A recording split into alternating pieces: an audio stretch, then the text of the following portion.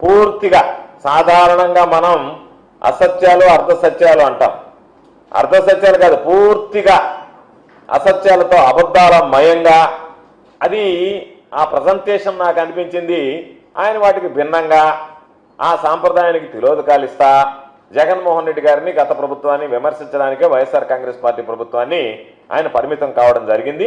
ఆయన నోటుకుండా వచ్చినటువంటివన్నీ కూడా అబద్ధాలు అవాస్తవాలు అనేటువంటిది ఆధారాలతో సహా నేను తెలియజేయడానికే ఈ మీడియా సమావేశాన్ని ఏర్పాటు చేయడం జరిగింది.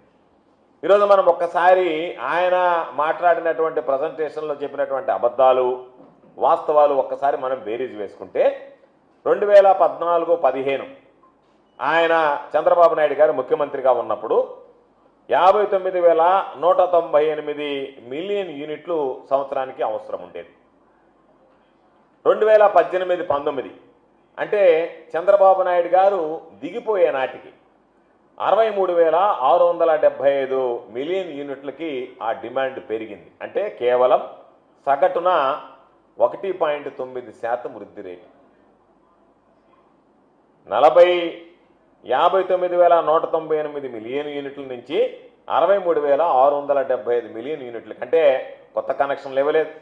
ఎవరు అడిగినా సరే వాళ్ళకి సంబంధించినటువంటి వ్యవసాయ రంగానికి సంబంధించినటువంటి కనెక్షన్లు కానీ మరొకటి కానీ డిమాండ్ పెరగకుండా ఆయన మేనేజ్ చేసుకుంటూ వచ్చి అందరినీ ఇబ్బందుల పాలు చేసి ఈరోజు నేను బ్రహ్మాండంగా అడిగినటువంటి వాడికల్లా కరెంట్ ఇచ్చాను అని అన్నాడు. అప్పుడు మన సగటు వృద్ధి రేటు ఎంత అంటే చంద్రబాబు నాయుడు గారు ఉన్నటువంటి గత ప్రభుత్వంలో 2014 నుంచి 2019 వరకు కేవలం 1.9% అయితే జాతీయ సగటు వృద్ధి రేటు ఎంత అంటే 4.5%. అంటే దాదాపుగా జాతీయ వృద్ధి రేటులో 3వ వంతుకి ఆంధ్ర రాష్ట్రం చంద్రబాబు నాయుడు విజనరీ ఉన్నటువంటి చంద్రబాబు నాయుడు, విద్యుత్ రంగంలో అనేక రకాలైనటువంటి సంస్కరణలు తీసుకొచ్చినటువంటి చంద్రబాబు నాయుడు గారు, తిరుగులేనటువంటి నాయకత్వాన్ని ఆంధ్ర రాష్ట్రానికి అందించానని చెప్పుకునేటువంటి వెలుగులు విరజిమ్మాయి నా హయాంలో అని చెప్పుకునేటువంటి చంద్రబాబు నాయుడు గారు ఆయన చేసినటువంటి నిర్వాహకం కేవలం సగటున 1.9% మాత్రమే ఆ విద్యుత్ రంగానికి సంబంధించినటువంటి వినియోగాన్ని, పవర్ డిమాండ్ని ఈరోజు ఆయన చూపించడం జరిగింది. ఒక్కసారి మనం చూస్తే చంద్రబాబు నాయుడు ఈరోజు 2014 నుంచి 2019 మధ్యలో వినియోగం దాదాపుగా 36% పెరిగిందని చెప్పి కాకి లెక్కలు కట్టి ఆయన డబ్బా కొట్టుకున్నాడు. అంటే ఎంత అబద్ధాలు మాట్లాడుతున్నాడో చంద్రబాబు నాయుడు అని చెప్పడానికి ఇదొక ఉదాహరణ. వాస్తవం ఎన్ని యూనిట్లు, నువ్వు ఈరోజు నేను 36% పెరిగింది అంటే సగటున 1.9% పెరిగినటువంటి దాన్ని నేను బ్రహ్మాండంగా పెంచానని చెప్పి మాట్లాడుకునేటువంటి దౌర్భాగ్యమైనటువంటి పరిస్థితి. కాబట్టి మొత్తం చూసుకున్నా సగటున 1.9% ఉంది. నీ మొత్తం సంవత్సరానికి 1.9% అంటే నీ హయాంలో మొత్తం ఎత్తుకున్నా కూడా 7.6%కి పరిమితం అయ్యావు. మొత్తం మీద ఉన్నటువంటి విద్యుత్తుని కెలకేస్తే ఆ రోజు ఉన్నటువంటి మిలియన్ యూనిట్లు ఎన్ని, నువ్వు దిగిపోయే నాటికి ఉన్నటువంటి మిలియన్ యూనిట్లు ఎన్ని అని రెండుకి లెక్కేస్తే 7.6%, సగటున సంవత్సరానికి ఎత్తుకుంటే 1.9% లెక్కన ఈరోజు నీకు సంబంధించి నువ్వు ఆ రోజు డిమాండ్ని ఆ యూనిట్ విద్యుత్ వినియోగం పెరగడం జరిగింది.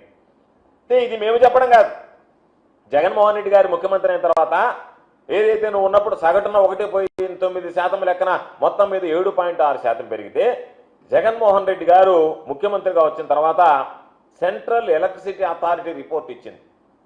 దాదాపుగా జగన్మోహన్ రెడ్డి గారి హయాంలో 25% డిమాండ్ పెరిగింది, విద్యుత్ విద్యుత్తుని అందించడం జరిగింది అని చెప్పి. ఇది వాస్తవమా కాదా?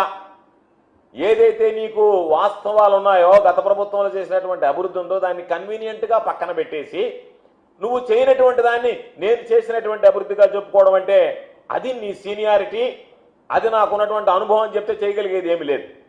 నువ్వు ఇవ్వండి ఇచ్చినటువంటి వాడిని గురించి మాట్లాడకుండా నేను శ్వేతపత్రం విడుదల చేశాను అని అంటే అది వైట్ పేపర్ అవుతుందా బ్లాక్ పేపర్ అవుతుందా ఒక్కసారి నువ్వు ఆలోచన చేసుకోవాల్సినటువంటి పరిస్థితి. అందుకే చెప్తున్నాం, జగన్మోహన్ రెడ్డి గారి హయాంలో నీ హయాంలో నువ్వు దిగిపోయేటప్పటికి 63,675 మిలియన్ యూనిట్లని నేను చెప్పినట్టుగా ఉంటే దాదాపుగా దానిని 2023-24 నాటికి 80,151 యూనిట్లకి ఈరోజు మనం ఆ డిమాండ్ని పెంచుకోగలిగాం.